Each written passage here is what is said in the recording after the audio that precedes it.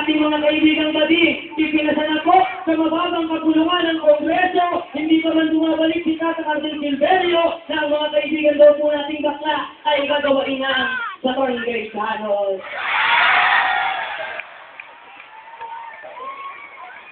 Kapag mga kaibigan daw po nating bakla, yung ilan na naman, at saka daw po yung mga barangay Tanos ay parehas lamang na lumoronda sa ating gabi. Alam niyo po, ay ako po ay dapat po nung kapag ng harating dito sa inyong bayan. Dito po ng San Matthew, ako po ay nandawan. Sino po natin ka San Matthew dito? Wow, salamat po. Ay ako, kayo nga po yun. Eh dapat po, nung San Matthew, gusto ko pumunta ko sa inyong simbahan. Kaya kinausap po ako ng President Driver, ang sabi ko Mamang Driver, magkano po ba ang titingin mo sa akin kung ako po ay ahatid ko ng iyong tricycle dito po sa poblasyon ng North Sagaray? Ang sabi po sa akin ng driver ay nakaka, ikaw lamang po bang mag-isa? Ang sabi ko po sa kanya ay bakit? Hindi ka masasama. Yan po sa palengke, nadaanan ko po kanina. Dati po ang namamalengke, maaliwayas ang muka, mabigat ang basket. Eh ngayon po, sa hirap ng buhay, mabigat ang muka, maaliwayas ang basket. Yung nakaraang linggo po, sa SWS survey, 5 daw po sa 10 Pilipino ang nagugutom. Pero ngayon po, ay 3 na lang, balakbakan niya po. Makinig ito. Namatay na po kasi yung dalawa. Gago!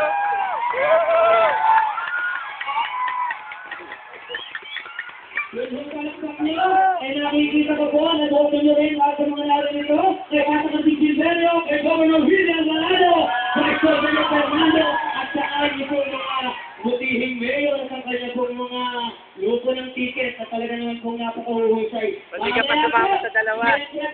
Ang dalawang kalentadong Holopena ng kalentadong Pinoy, si Wando po yung isa, ako po yung isa, ay nandito, meron ba sinanon?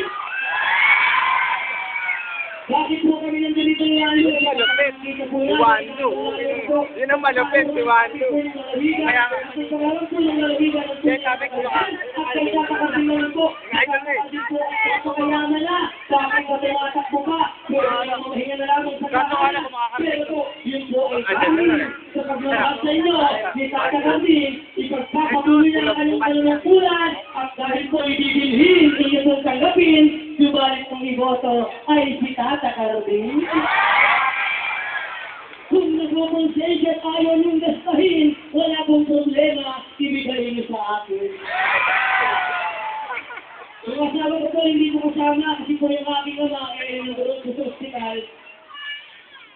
Mahirap po pala ang buhay mag-asawa, nay. Sa umaga laban ng damit, sa tanghali sampay ng damit, sa gabi planta ng damit, at sa ating gabi. Sino ko ba na damit? Ay, baka! Alright! Alright! At sa madaling araw, hanap ng damit. Bangata! Hindi ko pinagaray ko. Isa pong dalaga, ang sabi sa akin na bata, hindi mo ba ako natatandaan? Ako yung dati ng kasintahan. Hindi ko naman po naalala sapagkat hindi po kami